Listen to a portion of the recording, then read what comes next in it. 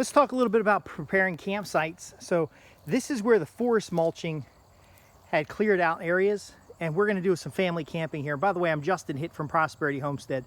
Like I've shown you in the previous videos, forest mulching alone can get you ready to start using a space. We've already had a camp out here.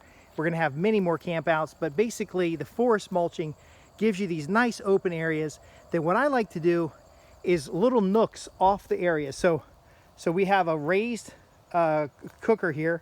Can't have anything on the ground because again this wood chip is very flammable, but I noticed this kind of a clearing out in the woods there. So what I do is I go in with a pair of loppers and I cut down all the branches, and I'm gonna have the kid do this a little cleaner, but we basically end up with a little winding path.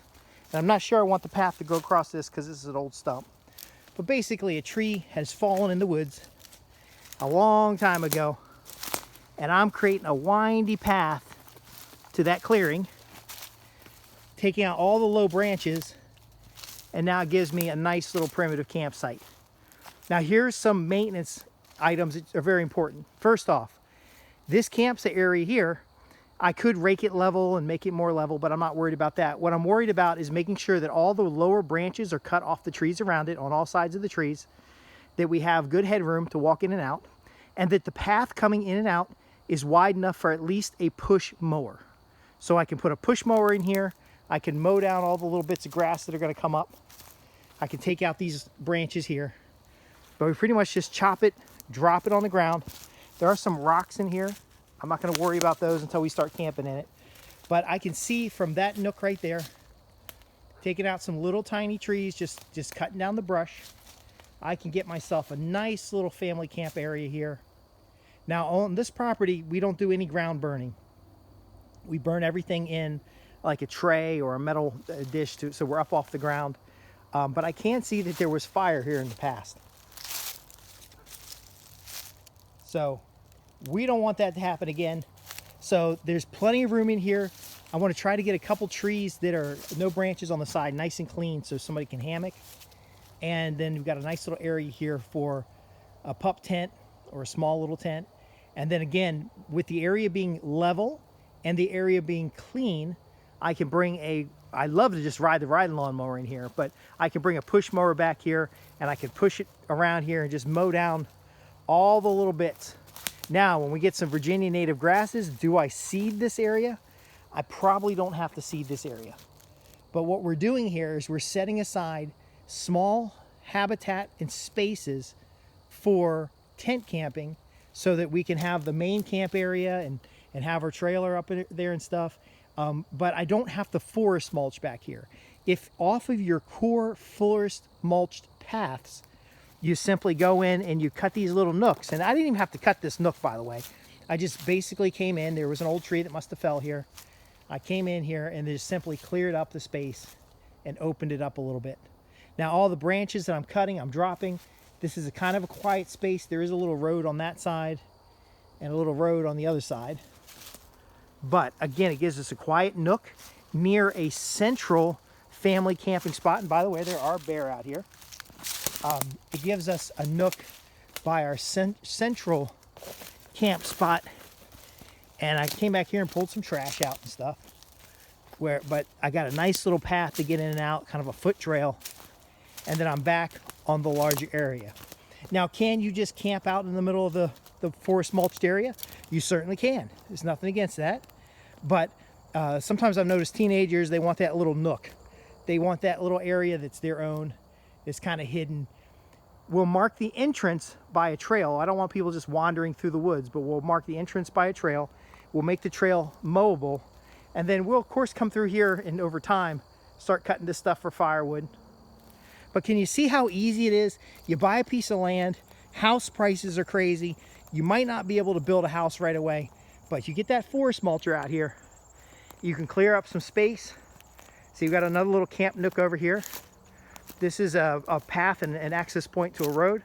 And as the forest mulcher got in here, he got it turned around a little bit so that he could clear this nook out. So again, we're near the main camper where old guys like me camp, but we're also in a space that has a good 3 to 4 inches of wood chip under me, and a nice little area to camp around. Again, if you can start using the space right away, you come out for a weekend trip, you do a little bit of camping, you do a little bit of cutting wood and campfire and working on where you're going to put the homestead, where's the house going, and now you can get better use of land. Now you can buy land that's further away from your current location. Look, already some grass coming up. You can get land that is not as desirable and make it desirable. And I'm going to come over here and show you what caught my attention. There's some deer tongue. There's all kinds of stuff growing up here. But this is what caught my attention. Look at that mushroom. That is the biggest benefit of the forest mulching, especially if you've got scrub woods, overgrown scrub woods. You could be cutting trails and paths and getting camp areas straight. Now this is not so good of a camp area here, but you can see where deer have kicked up for bedding. And then you can see some of our little trail sections. So again, we're going to come out here, and we've done it before. We don't mind the weeds. We come out here and we take the larger pieces of wood. Oh, more mushrooms. Look at this. Take the larger pieces of wood, drag them out, use them for firewood or for bonfire. And we're not burning this stuff to burn it. We're burning it for purpose. But again, all these little pieces and all this wood chip in the ground is just feeding that soil. It's really given us a habitat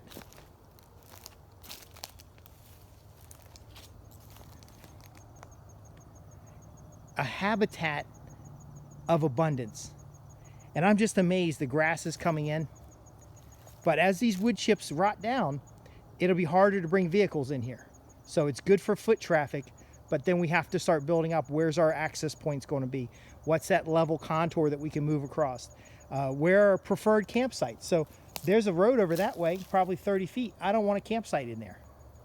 I want to be able to come out here on the weekend and have a different campsite, a different family adventure every weekend.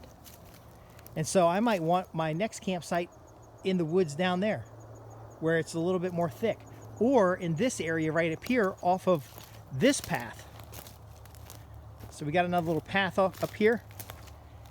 I might want a campsite off of this particular path. Oh, we had a big rainstorm. I'm seeing more mushrooms. Oh my gosh. But again, we might want a little nook off of this. Now again, we're looking for clearings that already exist in the woods. Clearings that you can see from a path or trail. We want to cut by hand a walking path to the clearing in the woods.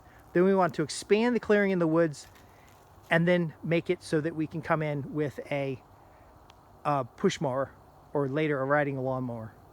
And that gives us these little pockets that we can have that privacy, and we can camp and we can enjoy, yet we can come out into these larger open areas with this very comfortable mulch that's on the ground here and enjoy. And there'll be grass before we know it.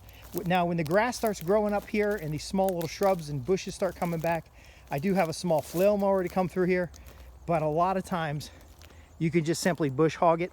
If this ground was more level, I would use the riding lawnmower, because I basically used the riding lawnmower on another section that had been cut and was starting to grow back.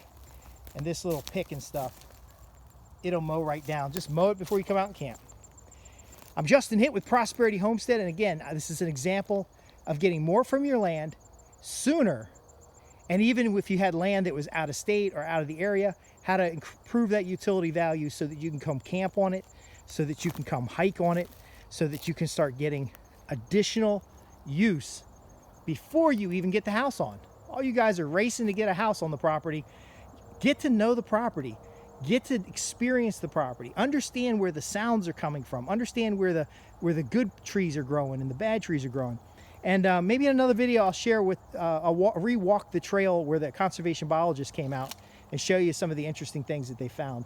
I'm Justin Hitt with Prosperity Homestead. Visit us at www.prosperityhomestead.org to ask your questions. And I'll see you on the next video.